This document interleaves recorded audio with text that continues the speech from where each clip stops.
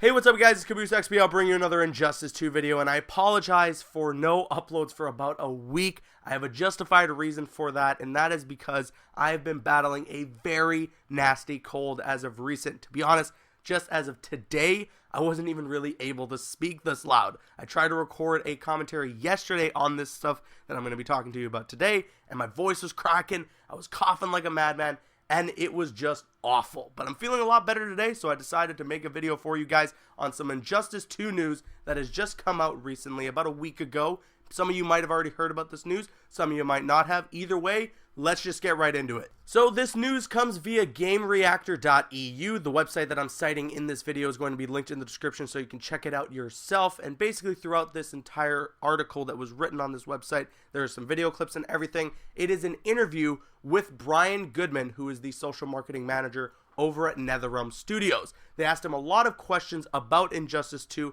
and one of them was, of course, about the storyline, in which Brian answered like this. Structure-wise, it's going to be a little different. There's going to be definitely an opportunity to go through the story mode, and we're definitely going to leave them wanting to go through it perhaps a second time. This is very, very interesting because we do know in the past with some fighting games and just games in general, they usually have this idea in which you can play through the story on one side of the story's characters, and then you can play through it again on the other side.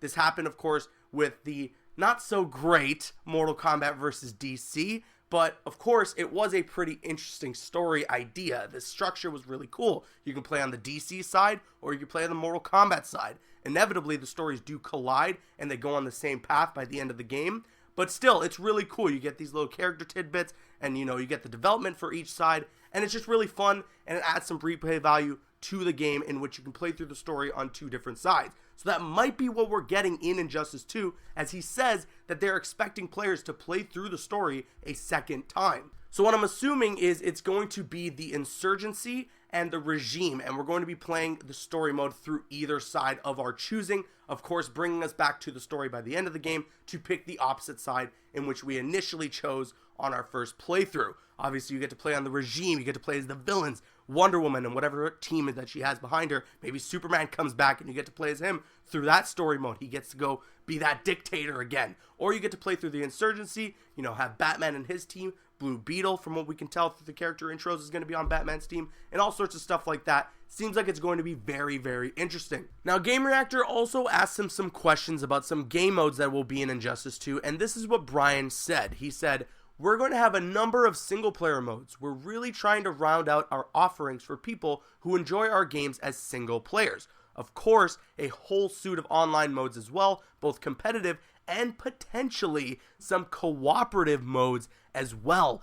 That is very, very interesting, especially what he says about the idea that there could be some cooperative game modes to come in the online play. Now, it's already fantastic to hear that they're trying to bring an array of single player modes out there, because yeah, I do know a couple people who are going to get Injustice and aren't really looking to play competitively or jump online, because it can be a little frustrating when you're just not that great at fighting games and you're looking to just have fun, but when you go online, people just kicking your ass left and right, and it's annoying. I get it. So it seems good that they're trying to put in some single-player game modes in there for people that are maybe a fan of DC Comics and everything and want Injustice 2 because of the characters, but aren't really a fan of the multiplayer aspect. So they're going to have those single-player game modes to their disposal, or at their disposal. But the multiplayer comments is really, really interesting to me. I'm not sure what he could possibly mean by cooperative game modes, because they've already deconfirmed that the tag team mode won't be coming to Injustice 2. So I wonder what they mean by that. I wonder how it's going to work, and I can't wait to hear more about it. Now, this last little tidbit of news comes from another website known as Game and Guide. Now, Game and Guide wrote an article about the article that Game Reactor had done. They cited Game Reactor and everything, talking about the same stuff that I was mentioning to you just a second ago, about the story mode stuff, the online multiplayer modes, and the single player modes, and everything like that.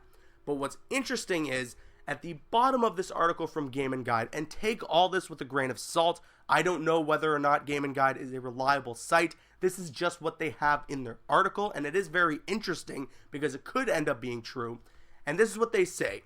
Injustice 2 is going to have a lineup including John Constantine, Darkseid, Red Hood, Captain Cold, Swamp Thing, and many more. They also say that Injustice 2 is said to come out in March 2017 alongside an Injustice 2 mobile version coming to iOS and Android devices soon.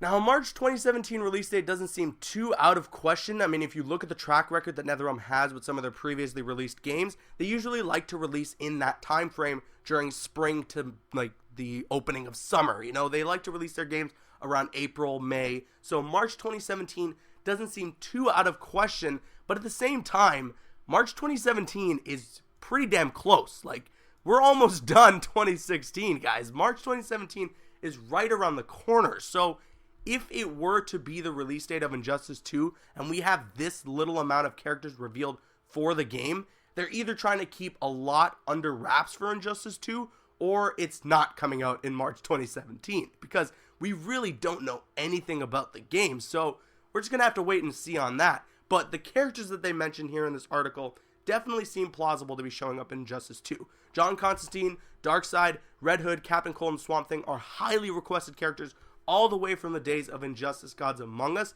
so I can definitely see those characters joining the lineup of Injustice 2. Captain Cold especially, I think there is, without a shadow of a doubt, he is going to be in the game just because of all the teasing that they've been doing with the Injustice 2 t-shirt and all that stuff. But with all that said, let me know your thoughts in the comments section below. What do you think of all this information that has been thrown your way about Injustice 2? What do you think of the story mode stuff, the online and single player game modes that were mentioned, and all this rumored stuff about the release date and some of the possibly confirmed characters for Injustice 2? I want to hear your thoughts in the comments section below. I'm CaboosXBL. Please follow me on Instagram and Twitter and like me on Facebook. Those links are in the description. Drop a like if you enjoyed, leave a comment if you have an opinion, and subscribe if you're new. See you guys later. And prepared to fight.